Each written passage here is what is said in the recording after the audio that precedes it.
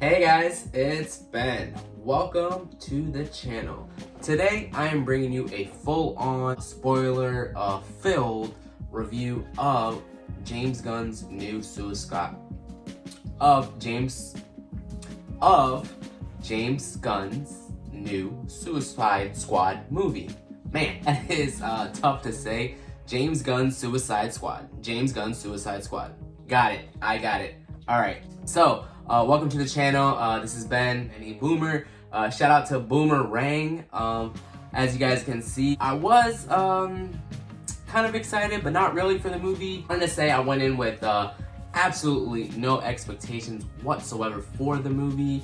I decided to watch it on HBO Max instead of in theaters, mainly because I am in support of David Ayer's original vision for his Suicide Squad movie. If you guys have been living under a rock and don't know, he has made many posts of trying to release his Ayer cut of the movie, similar to Zack Snyder's Justice League. Beforehand, I had no interest in getting a David Ayer's cut. However, when I saw how much blood, sweat, and tears he put into that movie and that he didn't get to show what it was, because we knew right off the bat from the original release of that movie that he wasn't putting out his real vision. We always knew that there was studio involvement.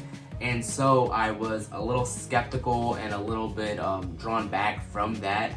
Just because I am a fan of his other movies, which are Training Day, as well as the other cop movie that he did with something Pina, I can't remember his guy's name, and Jake Gyllenhaal. Oh, End of Watch. What he did on that movie too was amazing. I do have hope for him. I thought the original Suicide Squad movie was still okay, even though it was a Frankenstein of a picture of what we got at the end. Even though when it hit DVD and Blu-ray release, they did an extended cut of the movie, which still wasn't David Ayer's true vision. So I'm not going to talk too much about that. I do want to talk more about the new Suicide Squad movie, which is titled The Suicide Squad, which I don't know why they went with that. I do want to talk about the title right off the bat. I know they've had some, just like other movies and iterations, they've had of trying to do a soft reboot as well as doing a sequel. It's very similar to when they did the Rocky movies after Rocky 5. The sixth one was called Rocky Balboa, as well as some of the Rambo movies. They try to reboot it a little bit. They never took off, so I don't know why WB decided to go with this route, you know. Secondly, I will say the only movie that had success in doing a soft reboot but into a sequel was the Fast and the Furious saga, that franchise. As you know, the first one was called Fast and the Furious, and then they had two Fast and Furious. Third one was Tokyo Drift, but then the fourth one was called The Fast and the Furious, which paid homage to the original first one, and thus creating a new like timeline sequel type thing for those films. So maybe that's what they're going for in the Suicide Squad, but I don't know. I feel like they were just being lazy on that front. They could have called it something else. They should have gone with something more comic book related, maybe Task Force X, or you know, it had Suicide Squad but had a different title. But then again, WB, I don't know what they're doing with their titles, because you saw the fiasco that happened with Birds of Prey and the emancipation of the fantabulous Harley Quinn, and then they changed it back to Birds of Prey, and then they changed it to Harley Quinn Birds of Prey. I don't know what they're doing over there at WB or DC. I don't even know who's running that company, but they're running it into the ground, in my opinion. Maybe I don't know, especially if they're gonna make it a team-up movie. The other thing, I don't know why they did a Suicide Squad movie, because it is very similar to what they try to do with, you know, Justice League. They didn't give some of these characters, you know, personal stories. So trying to jumble in all these characters and for you guys to actually remember their names is very hard to do, especially if you're not into comic books. So any of you casual moviegoers who don't know much about DC, even those that know of DC, some of these characters, you get a name for like a split second and they want you to hold on to those names. But that movie didn't do it for me. I will say right off the bat, the movie probably got a 5 out of 10. For me personally, I know with Rotten Tomatoes, everyone is saying that it's got a 90% fresh rating on Rotten Tomatoes. Take that with a grain of salt. I'm just here for a spoiler deep dive into the Suicide Squad movie brought to you by James Gunn. So I want to say off the first opening scene with what was it, the Savant, I think his name was, who is from the Guardians. And so I don't know why they did this, but yeah, he threw the handball off, the walls or whatever. But then they go and kill the CGI bird, which I thought was just over the top, and I knew exactly where the movie was going with that opening scene. And maybe my issue is that maybe I don't go in with a clean slate, open board, a blank canvas, as you will, because as soon as that scene opened up, I felt like that set the tone for the whole movie going forward, and I knew the tone that they were going with, which is very MCU-like, where James Gunn is from when he did the first two Guardians, which the first two Guardians weren't well received to begin with, so I wasn't holding out hope for this movie to be, amazing. There was a lot of similarities between Guardians and this movie. I felt like his Suicide Squad movie was more in line with a Guardians Volume 3 than it was its own thing. They try to do the exact same music genre, it seemed like, where they had a little bit of Johnny Cash playing in the background, some classics, I guess, for people that, grew up in that era and whatnot. And so I just didn't feel like it fit through with this movie. It was the same thing they did with the original Suicide Squad movie, where they try to put music in there, which didn't fit at all. Secondly, I think that all the blood and gore was kind of out there. I thought it was uncalled for. I think it was overkill in some aspects. My personal favorites for a rated R comic book movie would be The Joker by Todd Phillips, which was done amazingly well in terms of the violence, the cursing, and the brutality of that movie, as well as the score. Secondly, I really enjoyed the first Deadpool. I thought that was done really well, as opposed to the second one, which went over the top with the gore and the fatality-like structure of the killings. And third, I really enjoyed Logan, Zack Snyder's Justice League, as well as BBS, that was unrated as well.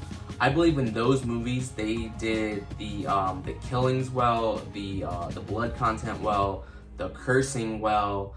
I just think in this Suicide Squad movie was just a little too much.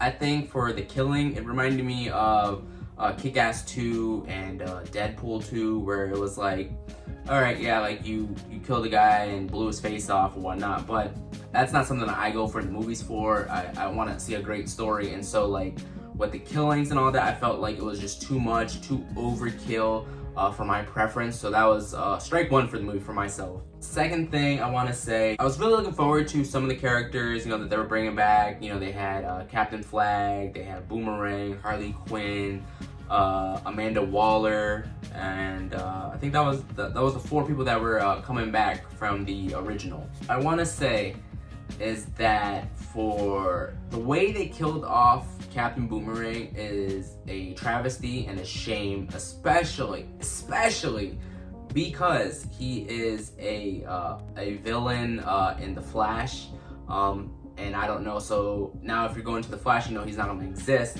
But interesting theory of mine is that they killed off Captain Boomerang because they are trying to still distance themselves away from the Snyderverse. And so bear with me on this theory, because Zack actually was involved in the original Suicide Squad movie, and he actually directed that one scene that the Flash was in with Captain Boomerang. And so when you go into Birds of Prey, when Harley is going through the county jail, and she sees a picture of Boomerang, and she's like, hey, I know that guy, right? And so I think because those movies coexist in the same universe, I feel like them killing off Captain Boomerang and him being a casualty of that war really sucks.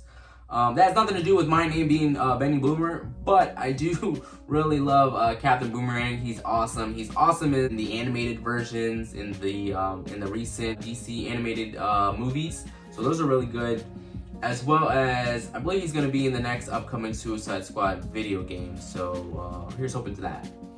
Thirdly, I don't like what they did with Harley Quinn. And here's why. I know James Gunn said that he was very excited to give his own version of Harley Quinn and it was going to be amazing. He said it was going to be different. It was going to be one of the best iterations of her.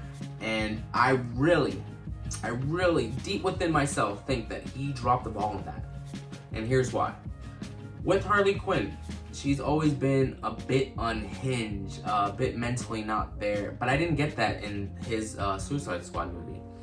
It just wasn't there. I didn't like her random sex scene with this one dude in the movie who was technically like the villain, but then he got killed off right away, which I don't know where they were going with that whole scenario, those scenes. That whole scene could have been taken out.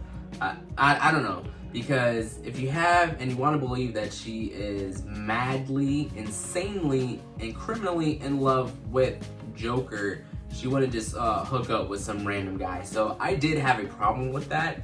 I don't know if that was also to get more, rated R for the film or whatnot. But I don't think that sex scene was warranted into the movie. But I really don't like that.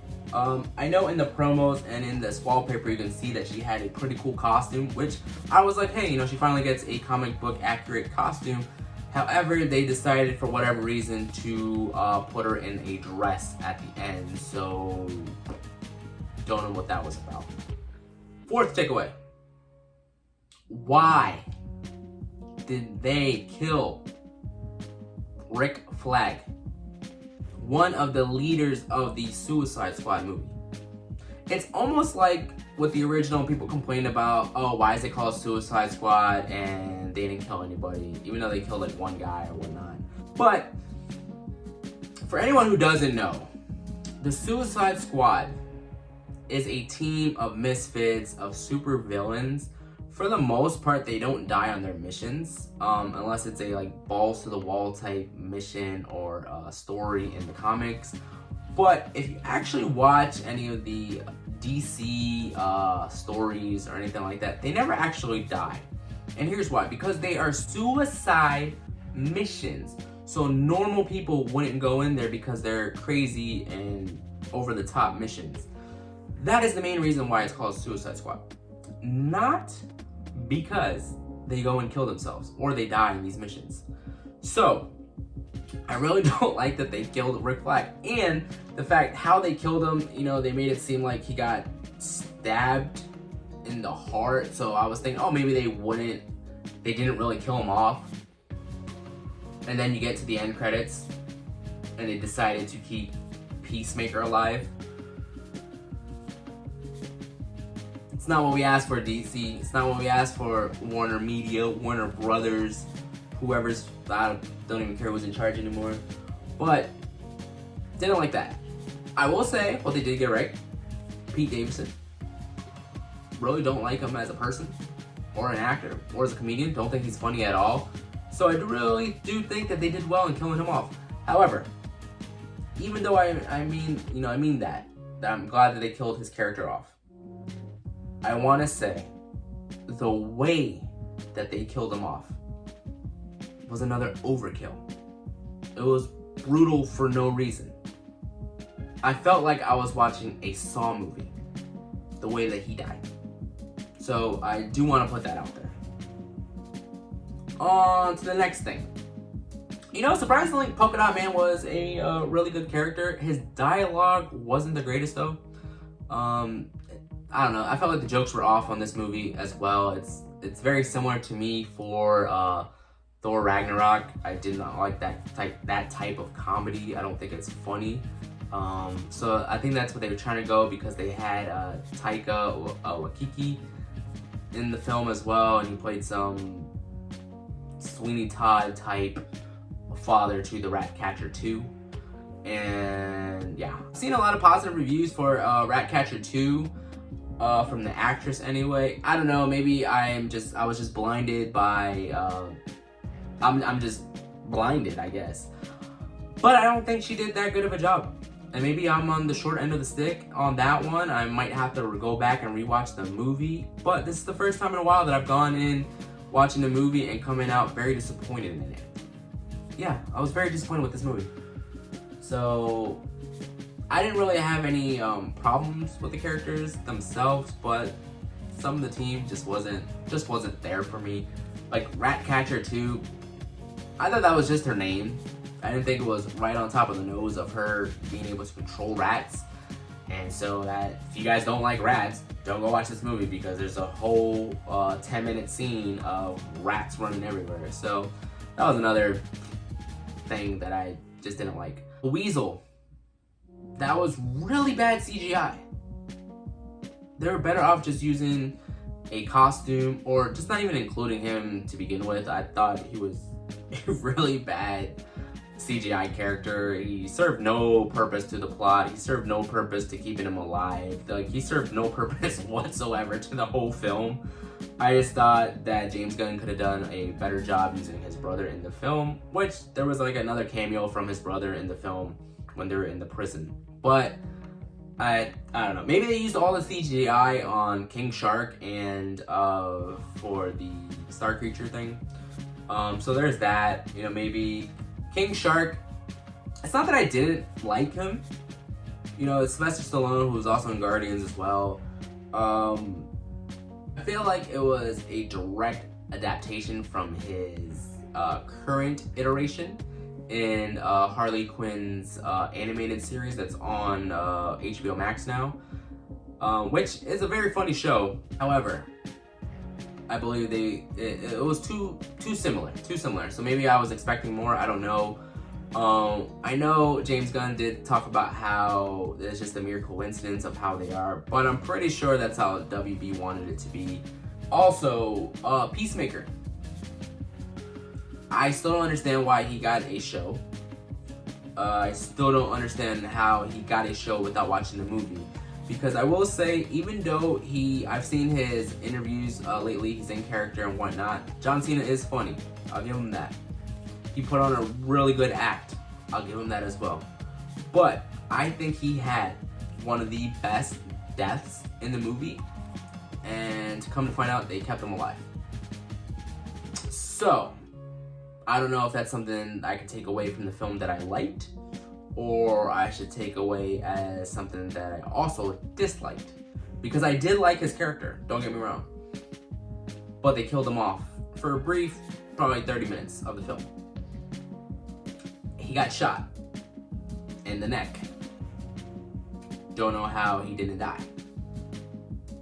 But, you know, obviously it's a comic book movie, people live and die, whatever. But all the other characters that died.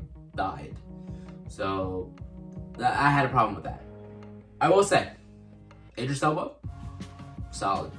I really honestly have nothing bad against Idris Elba to say. I love him in every movie that he's in that I've seen, personally. Love him in Hobbs and Shaw. If you haven't seen The Losers, that is what put me on to Idris Elba. Maybe I'll go back and watch The Wire, because I hear very good things about him. Thirdly, he's in Luther, amazing BBC series. So, nothing negative to say about Idris Elba's character, but I don't think he saved the film. His suit was awesome, though. I will say his mask was great. It gave me some Star-Lord vibes with his like nanotech type thing that he was able to use. I think it was done really well. I think it was done beautifully well, as opposed to what they did in Guardians 2, what they've done with Iron Man since Iron Man 1, which the CGI on his suit looks terrible.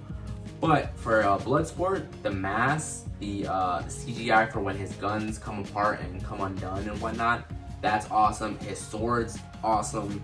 So, nothing negative to say about Bloodsport. The only thing that I will say that I didn't like was the fact how they wrote him. And so, it felt very similar to the original Suicide Squad with Will Smith and his daughter. It was almost like tit for tat, you know, on that, where his daughter, you know, was doing stuff or whatever, and she got caught, and that's why his character's doing what he's done. Same thing with Will Smith's character. He ended up doing everything for his daughter, and the same play-by-play almost. It was very similar to the original. So I didn't like that. Also, what I didn't like was towards the end of the film with him, with Bloodsport and Harley Quinn, it almost looked like they were trying to romanticize with each other. You can kind of tell with their looks and whatnot that they were giving each other. Very similar to what they try to do in the original Suicide Squad with Will and Margot. I don't think that you needed that for the film. I think that they, especially if you want to believe that Harley had something to do with that that villain early named Luna, I think his name was, when she had that random sex scene with him. So, that's just not something. I think that was really low for them because Idris Elba did a really good job. I think he had a really good interaction with Peacemaker the whole time. I think them two worked really well off of each other, which is interesting because maybe they'll do some kind of spin-off in the Hobbs and Shaw, in the Fast and the Furious saga with both their characters being in those films. Also didn't like Amanda Waller. She was the only one who I thought was playing almost the same as her original character, which is awesome. But the fact that the other whole team that was working with her decided to gang up on her and hit her because she was being too quote-unquote violent, I guess, which makes no sense because they were going for a violent film and then all of a sudden they had problems with how she was treating Bloodsport. And so you had the one chick that came out from behind and smacks her on her head. And then she still lives. So, it's like, that was kind of hard to wrap my head around because Amanda Waller in every iteration that I've ever seen is calculated. She's cold-blooded. She doesn't give no craps from anybody. She will kill anybody. And so the fact that they let this random other character just smack her over the head to save the Suicide Squad, I don't know, maybe that was just bad writing on their end, I would say. If you guys wanted to really kill off the characters, she should have killed off another character in that moment to make them get back in line. Or she could have been written as to oppose, she was like, oh crap, go save everybody because I don't want to lose the rest of these villains and then there's no Task Force X. Which I thought that's where they were going with, but then she got smacked in the head. So I thought that was really stupid. The last thing I want to say is for, the Thinker, I guess, he was kind of out there. He's very forgettable too. But what I wanted to say, going off the Thinker, I guess, is Starro, or the starfish creatures or whatnot. I remember them briefly from, if you guys have grown up on Justice League or Justice League Unlimited, it is the JL animated series from back in the day. They did have a 2-part episode, I believe, where his stars were infecting the heroes. So actually they had to get, I forgot who they had to get, but Superman was held under control, all the other heroes were held under the control. So that would have been a better scenario to use that villain and whatnot. I don't like what they did in this film with it because it reminded me too much of the original Suicide Squad. What the studio interfered with, and they ended up using some zombie-like creatures to take over the humans, was very similar to what they used in this film, and having the starfish taking over the people, again, making them zombies or zombie-like. So it's just baffling of what they're trying to push out and say what this movie was, but it wasn't. And so I don't know. I don't know in what direction the WB is going to be, what Warner Brothers is going to do.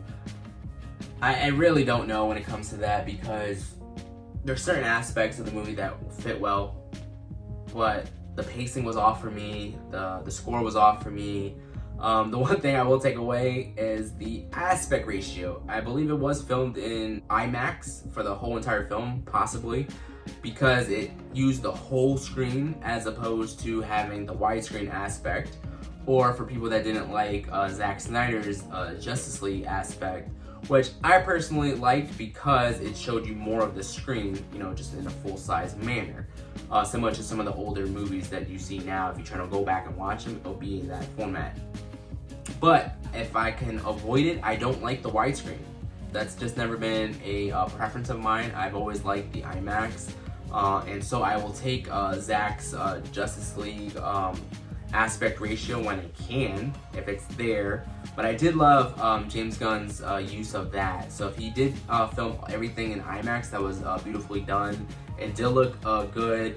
So I would say HBO Max is updating, you know, their 4K and everything, because it did look crisp. It did look well done. The CGI was good, aside from Weasel and whatnot. And then on top of some of the killings, they kind of look out there when the blood's spread apart, which I guess they try to make it as realistic as possible. But, you know, I don't want to sugarcoat the movie, and I don't want you guys to think that, oh, I only like Snyderverse movies. It's not the case, because I think that originally Christopher Nolan did beautifully with the Dark Knight trilogy. And so when you have Zack Snyder's and you have his Man of Steel, the BVS, his Justice League cut, and you have the original Wonder Woman 1984, which I am probably on the lower tier level of everything. I thoroughly enjoyed her second outing. I enjoyed Aquaman. I enjoyed Captain Marvel's Shazam, you know. But this, I don't know, I think there was too much going wrong with this film to make it great.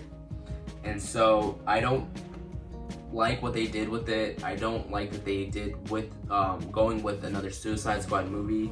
I think there's so many other characters within the DC lore that they could have used, they could have utilized, instead of going back and doing this. I think this was too much of the same of the Guardians, and sometimes too much of one thing is a bad idea. So I want to say this is probably my least favorite DC film. Probably going to say that. I mean, it's on par with the original Suicide Squad because of how much of a Frankenstein movie that became. And so I don't know, with that original take, it's hard because there are certain parts in the original Suicide Squad movie which are really good. Other parts that I really don't like.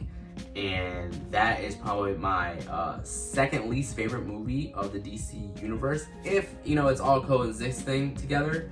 But yeah, it's probably one of the worst movies. I have the theatrical cut of Jail all the way at the bottom when I rate my DC extended universe movies. That's always going to be at the bottom no matter what. So after that, you know, then I have the two Suicide Squad movies. I don't think one or the other was better. I think they're equally the same in certain aspects, which I guess if I put it that way, I would say this Suicide Squad movie is worse than the original, because this was his the director's vision. The original was not. And so with that being said, this is just my opinion. I am a DC fanatic, so I do go in with the understanding that these are comic book adaptations. I don't care if it is a play-by-play, you know, the same type thing from what you get in the comic books. I guess I'm a little turned off by the fact that I've seen some of these characters already, because I follow the TV aspect of their shows. And so I've seen Task Force X on Smallville. I've seen them in Arrow, you know, slightly, or in The Flash, where they have some of the characters as well. With that being said, you know, I would probably give this movie a 5 out of 10. I didn't think, you know, taking in everything that I dissected from the movie, from the villains to the characters, I just don't think this movie was it for me, which is sad, because I was kind of hoping, you know, I had that little glimmer of hope I had for this movie, and it didn't bode well for my liking, my taste. And so it's really interesting because I know it's getting rave reviews and it's getting positive reviews, and so I don't want it to take away from the actors and the actresses that put their, you know, their blood, their sweat, their tears into this movie. You know, I'm just dissecting it as a fan. You know, I will say that I'm really hoping that they do another Harley Quinn. I think Margot Robbie does really well in that character. However, I don't want to see James Gunn do that ever again. I think this is a one-off. I'm not sure. I'm hoping they do Bloodsport. I hope they give him a either a solo film or a solo series. That'll be very interesting if Idris Elba is interested in doing that. In the comments down below, let me know if you guys have seen it, you guys plan on watching it, what you thought of it, and I'm really eager to, you know, to dissect the movie with you guys and to discuss it with you guys down in the comments. I'll probably watch it again. The other thing I want to say is that it felt very long, and so when I was watching Zack Snyder's Justice League and its 4 hours of awesomeness, there wasn't a time that I was like, man, when is this over? I felt that way with this movie. I had to put it on pause a couple times, and so I don't think that it was the best 2 hours of my life. The first hour really dragged on. I think it really took off at the last, 30 minutes of the film, but I don't think that saved the film. That being said, you guys are free to make your own judgments. These are just my opinions and my thought process on it. And if you guys can, like this video, share it out. I really want to see you guys' feedback in the comments down below. I'm really eager to discuss the film with you guys, and I'm really looking forward to Titans Season 3 next week. I'm hoping that is going to be great and grand. With them moving over to HBO Max now, from being on the DC Universe, I'm hoping for the best. Not entirely sure how that's gonna go. But Doom Patrol ended up being pretty good, their second season when it was on HBO Max. So I'm hoping that it's gonna be a good outing for Season 3 of Titans. And looking forward to March. March is when we get the Batman, and so I'm looking forward to that. That'll be the next DC thing I think that's coming out. We have Flash next year, Black Adam next year, and Aquaman 2 next year. So next year is shaping up to be really well, and I'll leave you with that. But hey, as always guys, it's been a pleasure talking movie reviews with you guys. Hopefully I didn't spoil it too much, but I probably did, because I will put a spoiler alert in the box somewhere around here or in the description, just so you guys don't talk bad about me in the comments about how I spoiled the movie. But just know, I did spoil the movie thoroughly. So if you guys haven't watched the movie, don't watch this video. As always guys, thanks for watching. Like the video. Drop some comments down below. Peace.